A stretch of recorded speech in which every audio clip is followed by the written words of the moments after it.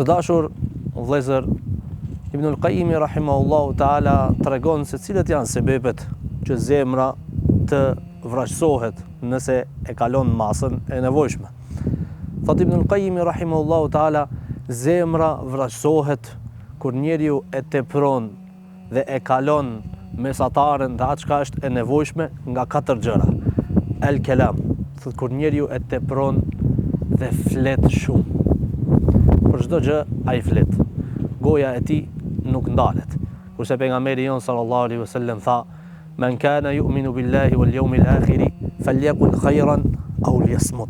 Ai cili beson në Allahun dhe në ditën e fundit, thot pejgamberi sallallahu alaihi wasallam, le të flet mirë ose le të hesht. Le të flet mirë ose le të hesht.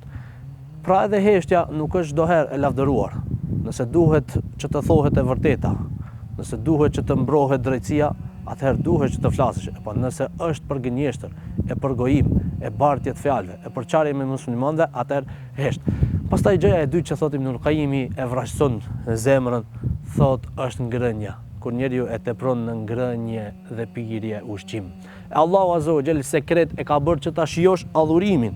Derisa ka thënë: "Ya bani Adama, khudhu zinatakum 'inda kulli masjidin wa kulu washrabu wa la tusrifu, innahu la yuhibbul musrifin." Tha: "O bijtë e Ademit, kur të niseni për në xhami, veshuni bukur, jo sikurse disa me teshat e gjumit apo me teshat e punës. Krejt në rregull për atë i cili është në punë dhe don që ta mbrije namazin. Ama ai i cili është në shtëpi, pse nuk përgatitet që me dal para Allahut sa më bukur?"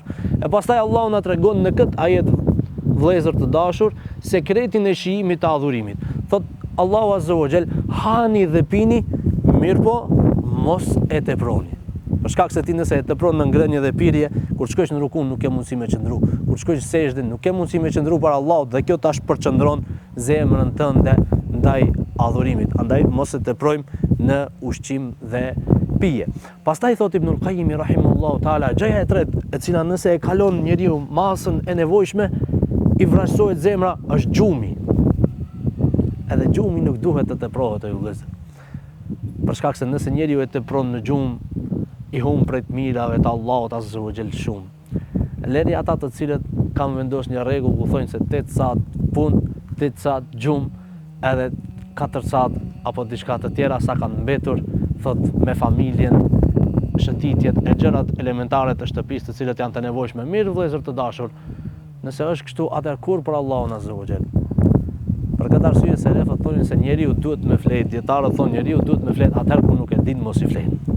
Kur i vjen gjumi. E jo 8 saat gjumë, 8 saat punë. Kjo nuk është sipas rregullave të Islamit. Dhe e fundita e cila e vrasëson zemrën, përzierja e tepërt me njerëzit. Shoqërimi, e sidomos me njerëzit e këqij, me njerëzit e devijuar, me shoqërinë e prishur. Kjo e vrasëson zemrën. Pra njeriu nuk duhet që shumë të shoqërohet, të del dhe ta humb kohën me njerëzit vazhdimisht, për shkak se kjo ndikon drejt për drejt në vrasësinë e zemrës së tij. Lutim Allahun azza wa jall që zemrat tona të na izbut, dhe lutim Allahun azza wa jall që na kthejnë në fejen e tij me një kthim të bukur. Wassalamu alaikum wa rahmatullahi wa barakatuh.